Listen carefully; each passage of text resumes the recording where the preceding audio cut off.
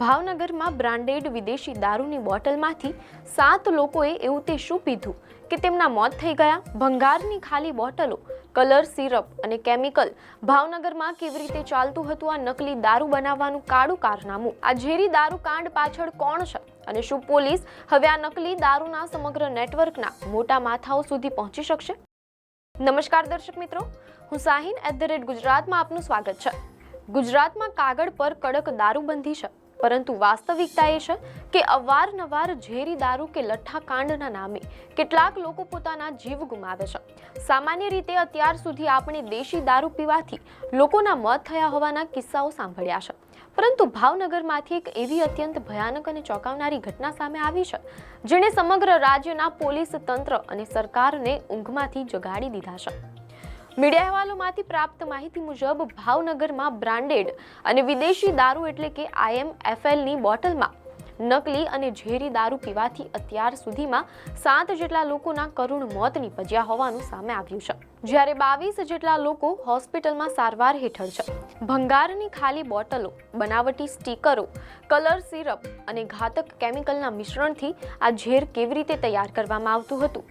આ સમગ્ર ઘટનામાં પોલીસ તપાસ ક્યાં પહોંચી છે અને કયા કાળા કારોબારીઓની ધરપકડ કરવામાં આવી છે તેની તમામ માહિતી આજે આપણે વિગતવાર જાણીશું. મીડિયા અહેવાલોમાંથી પ્રાપ્ત માહિતી અનુસાર આ સમગ્ર ભયાનક બનાવની શરૂઆત ભાવનગર જિલ્લાના ખરકડા ગામમાંથી થઈ હતી. 16 ઓગસ્ટે કેટલાક સ્થાનિક યુવાનો અને ગ્રામજનોએ વર્તેજ પોલીસ સ્ટેશન વિસ્તારમાં સક્રિય એક સ્થાનિક બુટલેગર પાસેથી કોઈ જાણીતી બ્રાન્ડની વિદેશી દારૂની બોટલ ખરીદી હતી.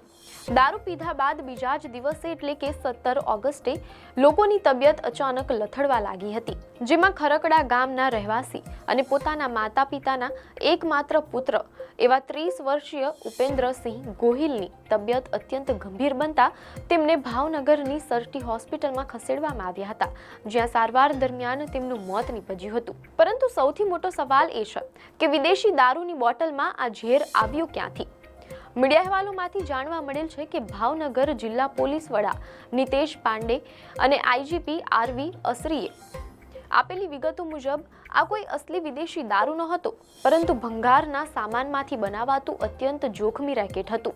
આ કાળા કારોબારમાં સંકળાયેલા બુટલેગરો ભંગારની દુકાનોમાંથી નામી બ્રાન્ડની ખાલી બોટલો એકઠી કરતા હતા, ત્યારબાદ તેના પર બોગસ સ્ટીકરો અને સીલ લગાવતા હતા. દારૂ જેવા રંગ અને સ્વાદ માટે ફ્લેવર, સિરપ, થોડી માત્રામાં આલ્કોહોલ અને કેટલાક કેમિકલ્સનું મિશ્રણ કરીને બોટલો પેક કરવામાં આવતી હતી. પોલીસને શંકા છે કે આ વખતે કેમિકલના મિશ્રણનું આ ફોર્મ્યુલા ઊંધું પડી ગયું અને મિશ્રણ અત્યંત ઝેરી બની ગયું, જેણે દારૂડિયાઓ માટે કાળનું રૂપ ધારણ કરી લીધું. ફોરેન્સિક સાયન્સ લેબોરેટરી એટલે કે FSLની ટીમે સેમ્પલ લઈ વૈજ્ઞાનિક તપાસ શરૂ કરી છે. ભાવનગરમાં બની ગયેલા ઝેરી દારૂ કાંડના પડઘા છેક ગાંધીનગર સુધી પડ્યા છે. ઘટનાની ગંભીરતાને ધ્યાને રાખીને ગાંધીનગરથી સ્ટેટ મોનિટરિંગ સેલ SMCની ખાસ ટીમોએ ભાવનગરમાં ધામા નાખ્યા છે.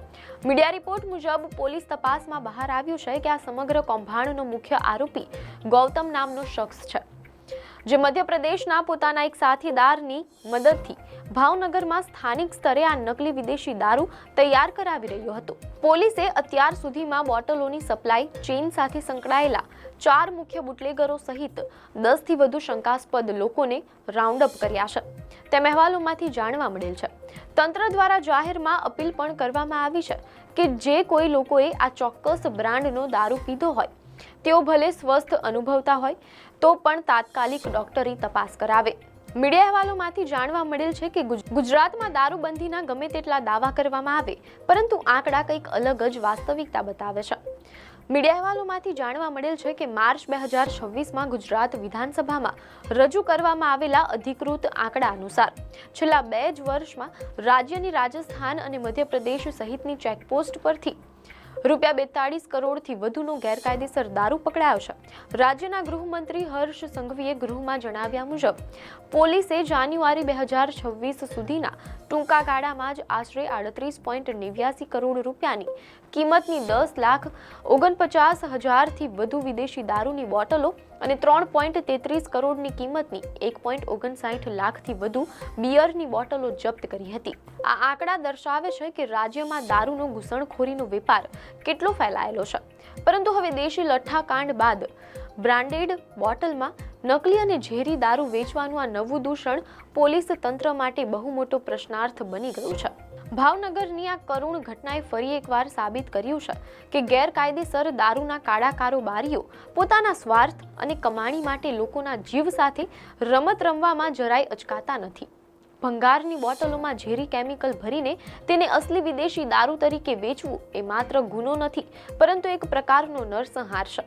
હાલ તો પોલીસે ગાંધીનગર એસએમસી અને એફએસએલની મદદથી તપાસનો ધમધમાટ શરૂ કર્યો છે અને આરોપીઓની ધરપકડ થઈ રહી છે. પરંતુ સવાલ એ થાય છે કે વર્તેજ વિસ્તારમાં ખુલ્લેઆમ દારૂ વેચનારા આ બુટલેગરો પર અગાઉ સ્થાનિક પોલીસની નજર કેમ ના પડી? જો કે હાલ તપાસનો ધમધમાટ ચાલુ છે અને પોલીસ આ નેટવર્કના મોટા માથાઓ સુધી પહોંચવા માટે ઊંડાણપૂર્વક તપાસનો દોર આગળ ધપાવી રહી છે. આપને માહિતી સારી લાગી હોય તો વિડીયોને લાઇક અને શેર કરજો, ચેનલને સબસ્ક્રાઇબ કરજો.